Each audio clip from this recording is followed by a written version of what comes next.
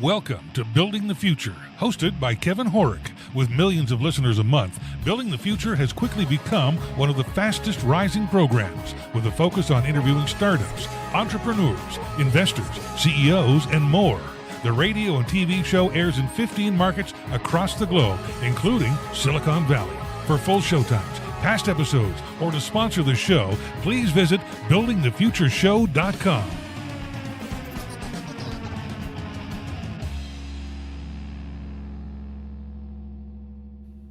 Welcome back to the show. Today we have Chris Denson. He's the host of Innovation Crush and founder of Crush Industries. Chris, welcome back to the show. Hey. Second time's a charm. Is that what they say? Yeah, sure. Why not, right? No, I'm excited to have you back on the show.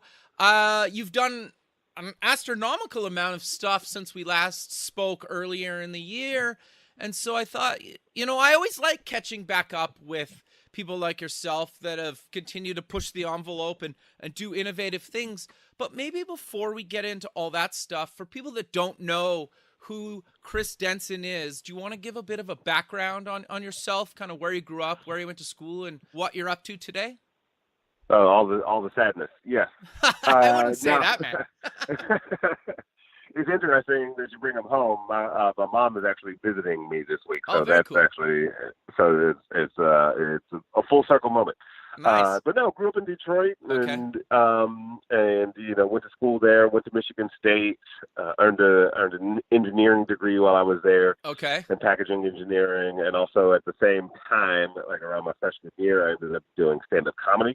Okay, very cool. So I had this weird duality of, an entertainment path and a very problem-solving engineering kind of path. Sure. And I worked at Chrysler for a couple of years and was like, I don't know if I'm really enjoying this.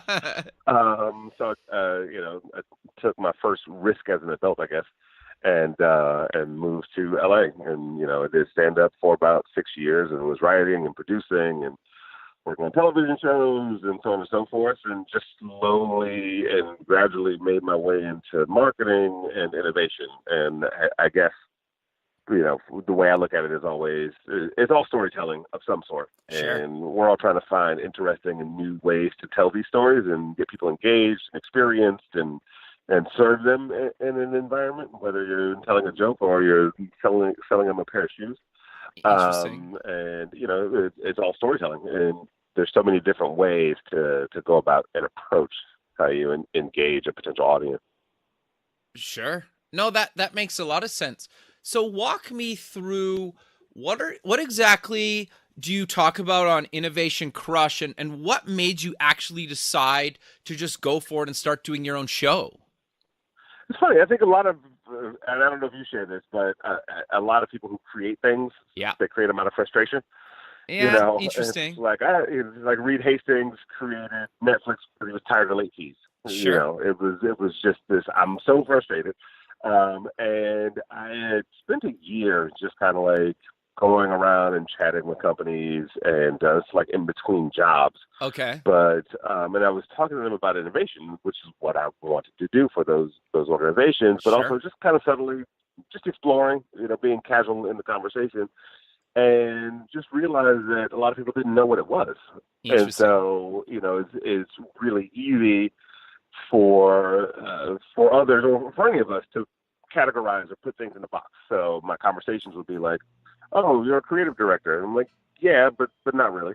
Right? And then it's like, "Oh, you're the technology guy." It was like, sometimes, Sure. And so innovation calls for a little bit of, subtle expertise in all of those arenas. Yeah. And how do you combine them? And so I knew of a few people who were doing it, and I was a Fast Company reader and was always obsessing over oh my gosh, how did they think of that? And, and it changes the way we market or live or work or play or whatever. And so I wanted to start talking to those people and do something for my personal brand, but also just build my network and kind of prove to those other organizations and companies and people that I've been talking to that this really exists as a practice. Right. And whether you know it or not, and sometimes it's not labeled as such and such has an innovation lab. Sometimes it's just you're just doing it. It's just ingrained in the culture of the company. So yeah, and over time we've built the subscriber base to 750,000 followers. We have 220 episodes. The guests have ranged from Damon John, from Shark Tank to Nolan Bushnell, who created Atari and Chuck E. Cheese. Had NASA's artist in residence. Just anyone names and names you probably should hear from. Sure, are kind of all part of the fold. Yeah, no, that's awesome, man. I guess to answer your question, I originally started the show to get over my fear of public speaking. So I was always kind of in the trenches building software products or doing kind of web or mobile work. And for me, it was to continue networking and pushing myself out of my own comfort zone. So, but I totally get it, right? It was frustration with yourself. Yeah, very much so. Yeah, interesting. Yeah, I never thought of it like that. But yeah, you're totally right, right? It's just so some form of dissatisfaction. Yeah. Yeah, no, it's been great, and it's interesting because I think you kind of do your show in a similar format to me, where you just have real, honest conversations with people, no matter how popular or well-known they are or aren't, right? And I think that's what I always found interesting about what you were doing.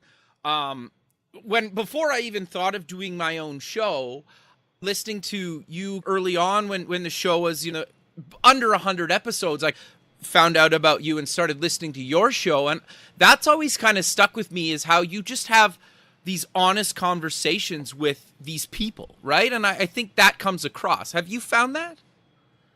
Yeah, thank you for noticing, and kudos to you for doing it. It's and I've been a guest on shows. I've seen other hosts be very mechanical, and it's not that they're bad. Like I listen to NPR and things in the morning.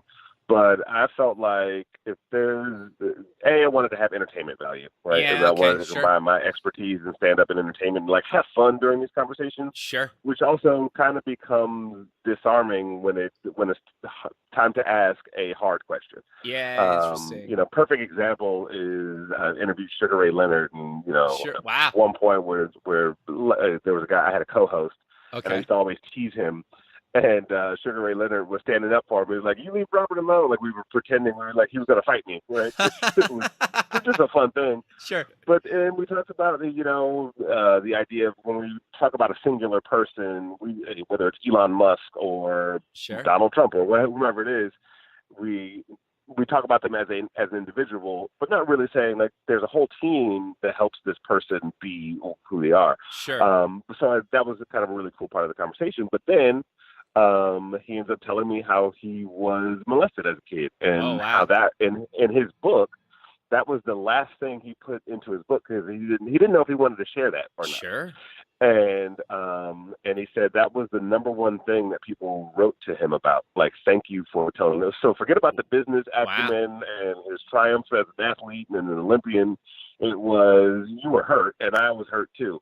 And I think, from an innovation standpoint, I really feel like we are emotionally connected to the things that we create or the practice that we do on a daily basis. Yeah. And to be emotionally clear in that process of creating is super important. And so it's just one of those hidden aspects of honesty, like you mentioned, that provide value for both the person that we're talking to as well as the audience. Yeah, it's an interesting feeling when you're having a conversation with somebody and they feel so comfortable with you and you to them that they share those very intimate things with you, right? And knowing that they're going to go up online or through different media channels, right? And it becomes public knowledge almost, right? And that's a really cool feeling. So I totally get that. It's fun. And, and thank you again. It's one of those things where one of my favorite sort of compliments I get is like, "Oh, how long have you known such and such?" Whatever the guest is. I was like, "I just met him that day," and they're like, "Really?" It's like, it sounds like you guys knew shit. Like, we talked for maybe 10 minutes before, No, that's interview. Cool, man. That's really cool. It's a fun feeling. So, you recently put out a book. What made you actually decide to write a book, and what's the book about? Why? I ask myself that every day. It's a ton of work. I did a tech book a number of years ago. It's an astronomical amount of work. So I'm curious to know why you did it. We get a lot of questions, when people, when I would be talking about the show or just my work. Okay. And it's just like, oh, what is it? What are the most common things you found in innovation or innovators or, Okay.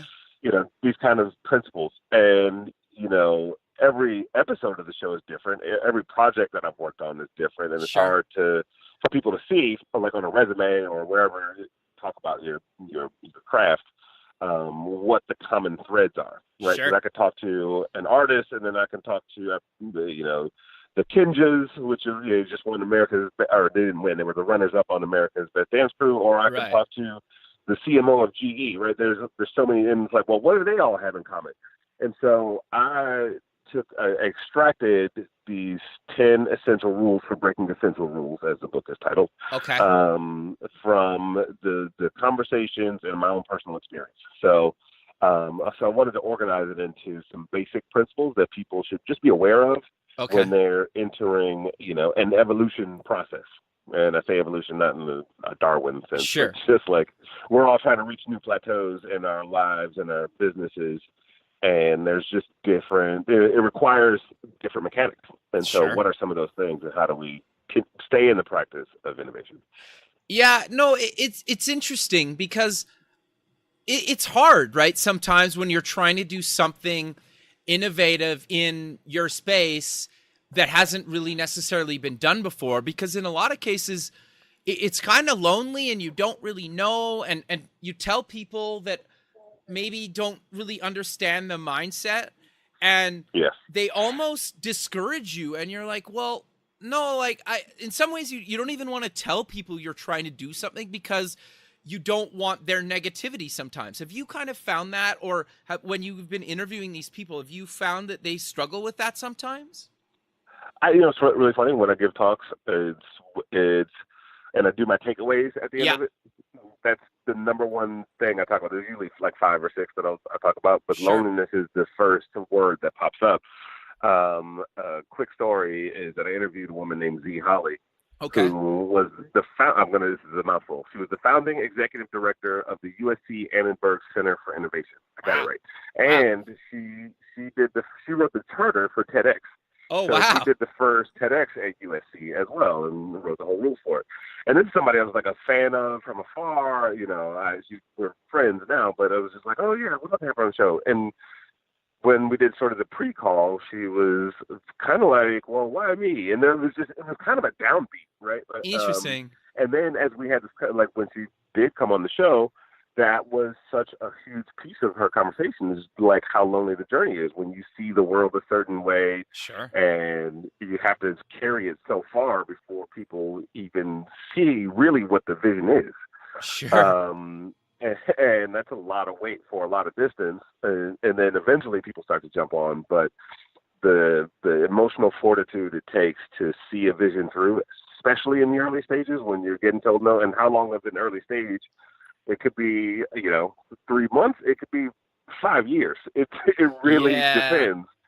So having that emotional fortitude and being able to, navigate and pivot and take feedback and, decide what you're going to ingest and adopt and what you're not, and stick to your guns or not stick to your guns, or maybe I need to go get a job now. Like there's so many different things that come up, and it's a very isolated journey. Until you hit fame and riches and fortune. So it's so I guess in the world. The one thing that I always found interesting, and you touched on it a second ago, is how these super successful people still have their own insecurities. Because if somebody that created TEDx still is kind of like, why do you want to talk to me? Nobody really has a chance, right? Because TEDx is a huge, well, TED and TEDx are huge global brands that I think a lot of people know of. And if the creator is still insecure about talking to people like yourself about their journey and how she came up with it and stuff, the average person just doesn't have a chance when they're trying to come through, right? Because have you found that, or what are your thoughts on that? Well, what I think it's just sort of, when we hear someone's highlights, okay, that's what we assume it is, right? We've all seen the TED Talks. We've seen like all these, or you go to an event and you watch such and such speak about how their company became $1 billion company. Sure. 9 times out of 10, they're not going to be like, I also went through a divorce at the same time. True. Or also my mom died. You're not going to hear the life side of the innovator's journey. And so I try really hard to bring out just some of that realism in the conversations about like, hey, I was homeless, or I don't know, whatever.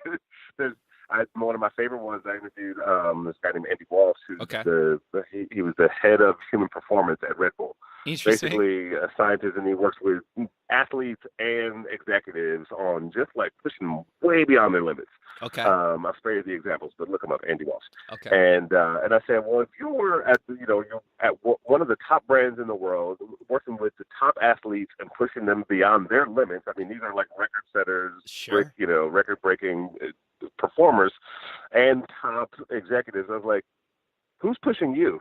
And he took a long pause, and he was like, that's something I struggle with every day. Interesting. It's like, I've been looking for a mentor or something, just some sort of, what is next level for me at this point? Interesting. So even like the little life quandaries we have that are very much tied to our work and our livelihood don't get discussed often enough. So I think by doing that, hopefully people get permission. I had a person listen to an interview once and email their friend. So the friend told me, was like, oh, my friend listened to the interview with Chameleonaire and stopped smoking. Interesting. And that's like, that was the last result I expected to hear from That's cool though. Yeah, no, it was great. It was great. It's because that's what he said. He's like, I don't smoke or drink because I want to have clarity of mind at all, as consistently as possible in order for him to do X, Y, Z. And it was a very the hour-long conversation that we had. Sure. But it was valuable to that one person. No, that's awesome, man. I know it's wild when you inspire somebody to do something that you never even dreamt of, right? And quit smoking is great. That's awesome. So but I want to dive a little bit deeper into the book. It's called Crushing the Box: 10 Essential Rules for Breaking Essential Rules. But maybe give us a couple examples of stuff you talk about in the book. Well, aside from it being a #1 bestseller, Kevin. Oh, I love it, man. I love it. Now, there's a lot of that. It's a mix of anecdotes from my guests as well as from my own personal experience. So, chapter 1 is actually, and all of them have like really catchy titles. I hope it makes people think. So, the first chapter is called Swim Like an Otter. Okay. And Swim Like an Otter is I interviewed NASA's artist in residence, this guy named Dan Goods. Interesting. And he told me the story about how when he was in art school, he had a professor who had him draw a picture of an otter. And so he did it and, turned it in. And the professor goes, okay, tomorrow morning, meet me at the pool. And he's like, all right. And so when he gets to the pool, he shows him a video of an otter swimming. And he's like, now get in the water and swim like one. And then do the assignment over. And it's this idea, like, as creators, we're all creating something for an audience, for a constituency, stakeholders, or whomever. And how much empathy do we have for that particular audience, right? Okay, sure. So I talk about this concept of, instead of been there, done that, it's go there, do that, right? So if you want to create something for NASCAR, it's easy to read all the reports and have a conversation with some stakeholders there. It's a whole different thing to go to several NASCAR races, sit in the audience, get the debris blown on your face, wait in line for an hour for a beer, and you start to see where the pain points are and how you can better serve that, that audience. And it's, again, I think empathy it's one of those things, it happens, but it's not like identified as part of the practice.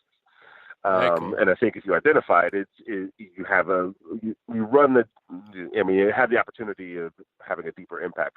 So we do that. There's a lot of stuff like, build like team building and some very tactical things. Got you. There's a chapter that I love called Death by 1,000 Slaps. Oh, interesting. How'd you come up with that? First of all, I'm a martial arts fan. Okay, interesting. And I've done martial arts since I was 17 years old. But Very it's cool. like one slap probably won't hurt you. Like you rub your cheek, you're like, oh, okay. But 1,000, in succession could damn near kill you. Sure. And Okay, it's interesting. this idea of like I talk about the concept of micro failures. Okay. And, these small little failures that happen regularly or in succession enough that they just start to diminish your creative spirit and, and your humanity about how you're approaching your innovation. Sure. And so, how do you counterbalance these sort of everyday annoyances or occurrences that pop up in our careers? Very cool. I love the cover of the book. How did you come up with that? And maybe talk about what exactly it is. Oh, thank you. It is it's a split image, top to bottom. So the bottom half is a light bulb that's like lighting up. We try to catch it at the beginning of it lighting up. Right. And then the top half is fireworks. So Sure. It looks like one continuous image, but it's just like you turn these ideas into amazing spectacles, right? Like Totally. an inkling of an idea into like something that's just gigantic, hopefully. I think so. I think it's actually quite a genius cover, I thought. Oh, thank you. It was funny. There were two that we were choosing from. We actually did like a little crowd poll. Okay. The other one it looked like a padlock, but the padlock was shaped like a brain. Oh, interesting. And the padlock was open. Okay. So it felt a little too science. I like playfulness. I like something that feels good, not the science doesn't feel good. I got you. Yeah. It was that, and I also like a lot of surrealist art, Sure. So had I had more time, I probably would have gone a little bit more Salvador Dali, I guess. I don't know. Interesting. I don't know. Sure. Like a little bit more melty or something where it's just like, oh, I thought that was this, but it's actually that if you look at it a little bit more closely. Like I like those kinds of things. Sure. And that's kind of what the book is, right? I thought innovation was this, but if you start to look at it a little bit more closely, it's a lot of other things. Interesting. And so, yeah, that's where we decided to go with it. No, very cool. So you're on an advisory board of HubSpot. What exactly, or how did that come to be, and what exactly do you do on the board? Well, first of all, I'm awesome. That's why they called me. No, it's interview over. No, it was cool. Just through, I guess, a couple of degrees of separation, somebody had a conversation with somebody who was putting the new board together. Got you. And had a really good understanding of where we wanted to go. And after a couple of conversations and a visit to Boston, kind of decided to jump on. And it's really interesting. It's wanting to be aligned with companies who know what their mission and their values are, and from a deeper perspective, Gotcha. and can also tie that to a lofty business goal. Sure. It's pretty fun, right? And then it's a great network with the fellow board members are pretty amazing. And the company is doing great. And for those who don't know, HubSpot is sort of an inbound sales management system, right? So your emails, how you communicate, follow-ups, all these things. But it's the way they have approached it is pretty awesome, and they've kind of anchored on this idea of growth, personal growth, business growth, and then their own, they're helping businesses grow, and then they're also trying to grow as a business. So it's been a good 6 or 7 months since I've been involved, and so far so good. It's been great. No, that's awesome, man. And you have a partnership with WeWork. Do you want to talk about that and what exactly that is and how it came to be? Yeah, we just it was interesting. I'm going to do a book launch at WeWork in Harlem. And, interesting. Ended up on, because I was visiting New York, and ended up on the phone with somebody who was a friend of mine from years ago, right? I was like, hey, is that who I think it is? And so, he knew about the journey of Innovation Crush and so on and so forth. So we got to talking about doing a larger relationship. Okay. And so just became a global ambassador. Literally kicked it off last week. Oh, congrats, man! That's huge. And yeah, thank you. And so they have a studio in New York and one in LA. So I'll be recording Innovation Crush from the studio here in LA. Nice. And so if anybody wants a discount on a WeWork membership, that's at a baseline, I can definitely help with that. Nice. Audience can feel free to email me or find me on one of the social medias. Sure.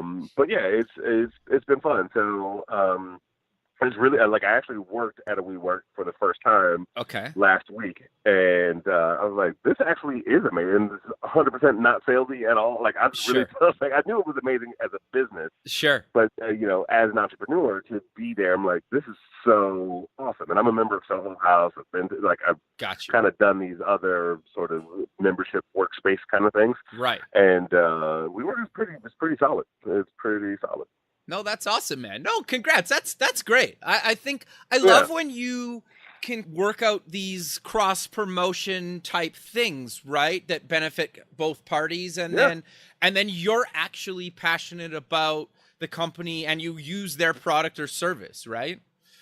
Oh, absolutely. It's funny. I'm also a brand ambassador for Samsung. Okay. And interesting. I've been talking about Samsung products for years, and just the way their connected ecosystem, when people start talking about connected homes and connected living and with the TVs and the appliances and the phones and the tablets, right? They have one of the best ecosystems, and they are, I've come from a media agency from an innovation standpoint, where, the head of innovation at OMG for a while. And it's also a media platform. So you've got all these amazing connected pieces, and I have one of their refrigerators in my home, which I'm ecstatic about. It's got the touch screen. I can pull up recipes. I can order from Instacart. Nice. I can talk to it. It's some novelty, but a lot of just awe in experience. But I think, I'm lazy, so. So I'm always trying to find, how can I get somebody else to do the heavy lifting? I mean, obviously I want to provide value in exchange, but it's even how I built my show. It was I don't want to, as a matter of fact, if you look today, I don't have a huge social media following. The show has a big audience. Right. But a lot of that was at the beginning, I would partner with other organizations who had, a big audience, but didn't have content. Right. And so they would be like, oh, we have a partnership, and let them take some episodes that are themed, their goals and initiatives are.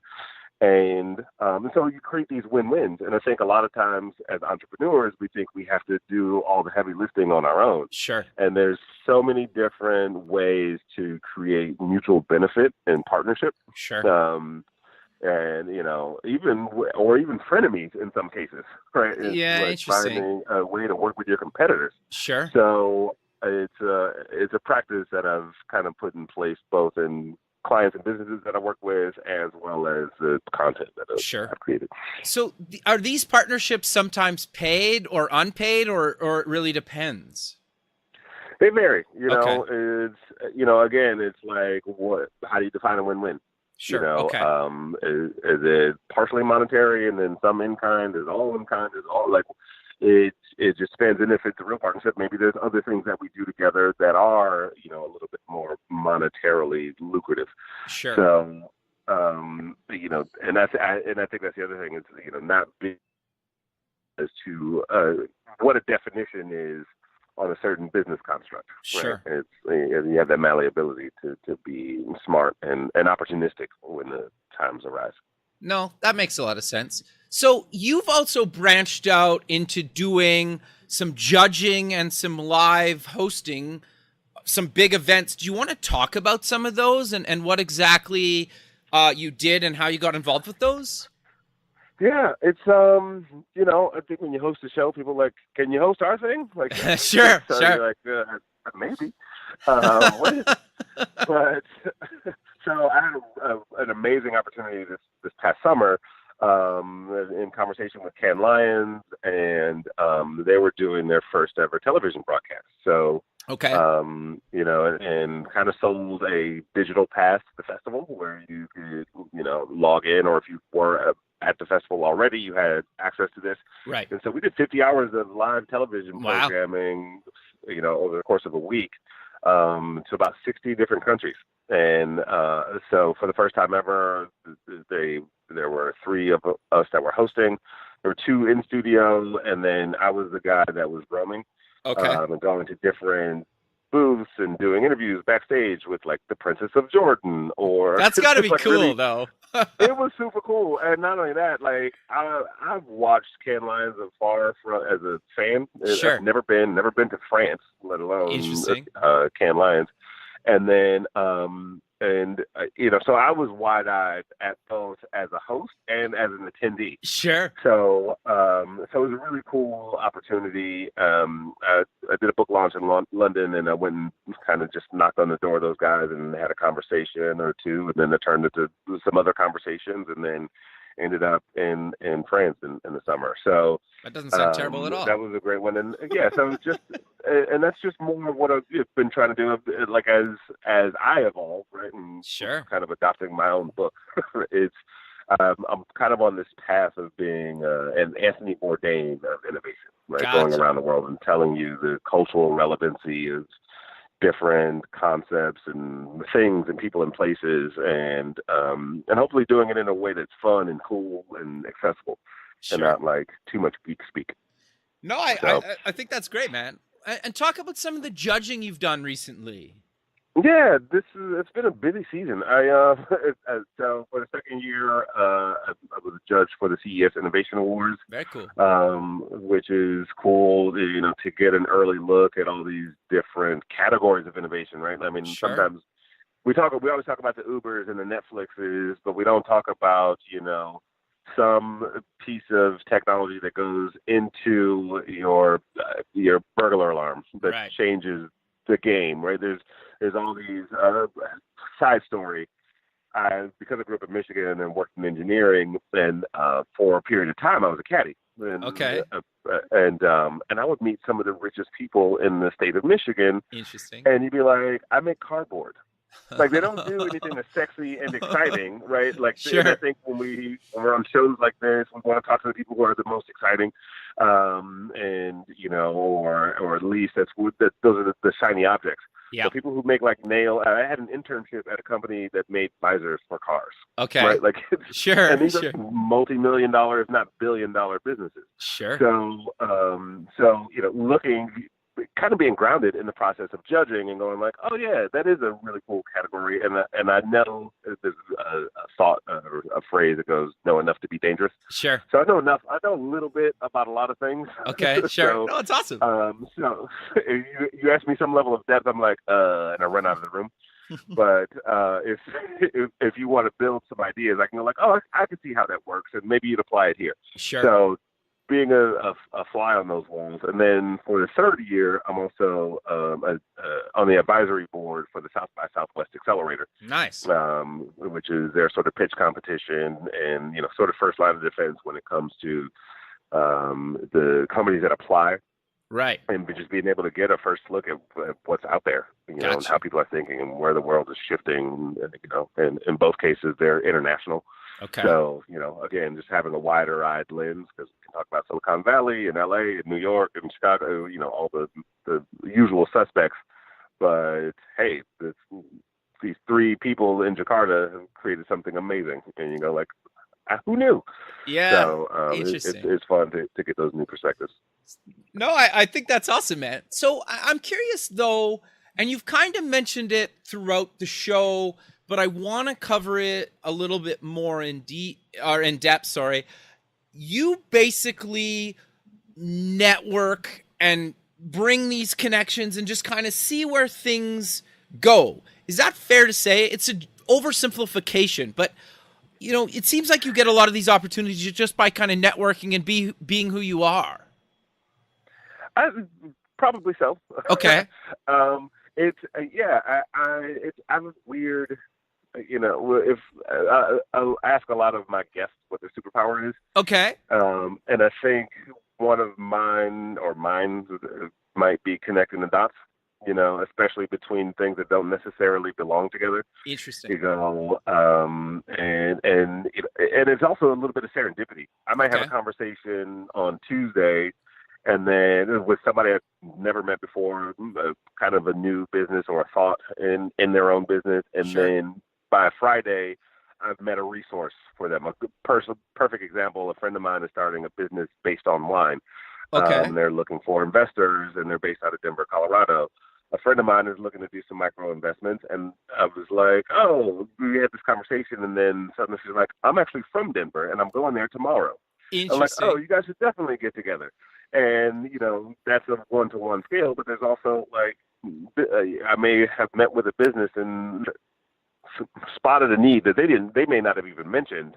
And then, you know, a couple of days later, I'm like, oh, you know what could be a perfect and interesting solution is this.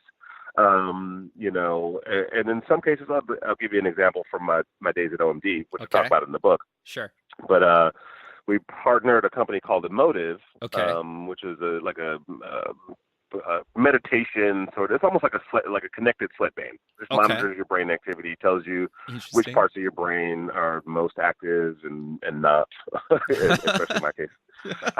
And then we partnered them with the launch of a zombie series on CW. Interesting. And we allowed people at South by Southwest to actually get their brain scanned by this thing. And it's not like looking for tumors or cancer or anything crazy. It's just like, you know, are you in a relaxed state? Are you in problem-solving mode? Are you tired? You know, do you need more rest, et cetera, et cetera. And it was this beautiful color-coded visualization of each individual's brain activity. And so we also did 3D printing where we, you know, 3D printed brain-shaped pieces of candy. Interesting. And basically, like, if your brain showed up purple, we would give you the purple piece of candy, and suddenly Kevin gets to eat his own brain. And I think it takes a weird skill to go like, oh, zombies, brain, like meditation, like it's just. That's awesome, though.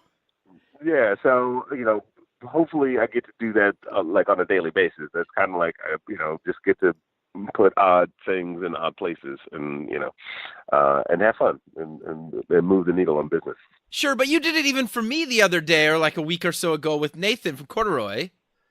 Oh right, yeah, good old Nathan. Yeah, so I talked to him the other day, and he's going to do the show in the new year. So you've even done it for me, which I think was just interesting, right? The timing of everything, and it's funny that you mentioned that because he's talking about, and he wrote a book about how to outsource certain parts of your life. And it's funny because I was thinking about that the last couple of weeks, and then you sent me an email basically saying, hey, I think you should maybe consider having this guy on your show. And I was looking for those exact type of things, and he wrote a book on that. Yeah. And so I was going to mention that to you, but it just came to me. So I thought, let's put it in. Yeah, no, it's funny. That's actually giving me goosebumps because I mean, I don't think we can deny that there's a magic, you know, and I don't want to get too woo, you know, or like highfalutin philosophical, but there's like a magic that happens when the right things happen at the right times, you know, and you didn't ask for that. I mean, you may have, let's say you asked the universe, but maybe. It was just like, who knew that was going to happen to you at that perfect moment?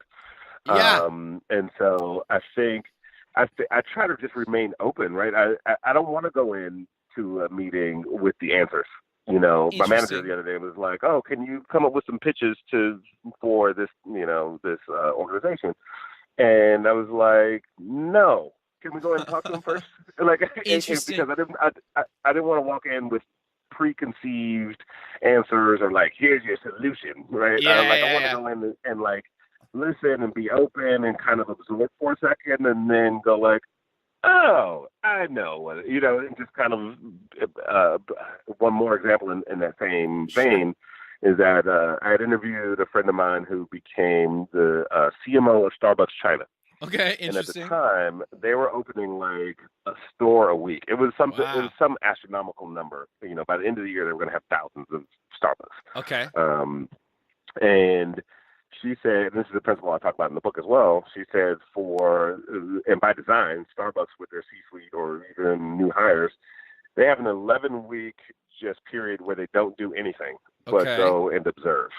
right? They have this, and so she just went and she went to Seattle and kind of just went to a few Starbucks and had meetings and blah, blah, but didn't present any, decks or here's what we're gonna do or here's what I think. It was just shut up and listen and watch for a while. Interesting. And then see what the answer is, right? Or what the next step is going to be. And so, it is that sort of magic of all right, let me just be open and kind of, and we all feel like we just need to do all the time. At least I do. I feel the angst of, I gotta be, Alexis Ohanian recently was featured in an article where he was kind of defaming the notion of hustle porn. Right. Okay, we all have to be on all the time. If you're not working on your business, 60 hours a day, then you're going to fail. And but there's something to be said about just shut up, sit back, and kind of let your skills go to work without you forcing it to do so. No, I totally agree. It's interesting because even just sending somebody that you've worked with in the past, hey, you got a new job, congrats, man, we should just catch up. And then that turns into another project that you end up working on. Your intention was never to do business with that person. You were just genuinely hey man, congrats on the new gig. Hope it's going well. Haven't talked to you in a while. We should have a call or whatever, right? Or go for coffee. That's funny. There was a guy I got introduced to, and it was probably, sometimes you schedule a meeting months out, which I always hate. Yeah, okay. And it's just and by the time it came around, I was like, who is this dude? I just couldn't remember. And where did I meet him? I know you talked to a ton of people, right? Yeah, almost to the point of I should just cancel it because I can't recall who this person is. And I was looking through emails, and then my manager was like, "Oh, I just talked to a guy named Brian Stein, his name," and she's like, "I didn't know he was your cousin," and I was like, "Oh, right, my nephew introduced us on Twitter. It was somewhere I couldn't find the conversation." And he's the head of production at a major film studio. Okay. And so so it was just one of those things where it was I didn't know, and now we're talking business, just awesome coincidence. But it was and this person turned out to be a family member of mine that I'd never met. That's wild.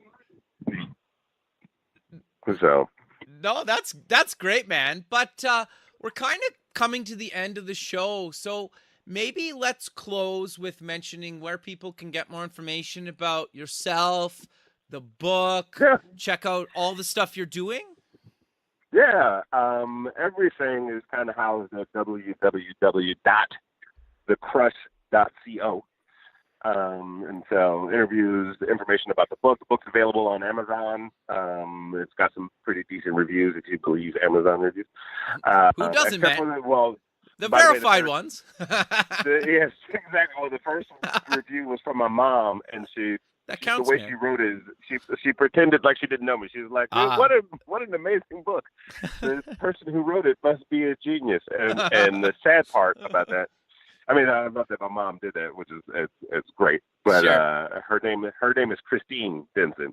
So it's did Chris just pose as a woman and do a review on his own book? But it is on Amazon. A couple of social handles: Densonology, DENSONOGY, and then Innovation Crush is the other one. So hopefully you're entertained and engaged, or not. Yeah, I don't know, but it's out there. I love it, Chris. Well, again, I really appreciate you taking the time out of your day to be on the show, and I look forward to keeping in touch with you. And have a good rest of your day, man. Thank you, man. Thank you. Okay, bye. Yep, bye. Thanks for listening. Please visit our website at buildingthefutureshow.com to join the free community, sign up for our newsletter, or to sponsor the show. The music is done by Electric Mantra. You can check him out at electricmantra.com and keep building the future.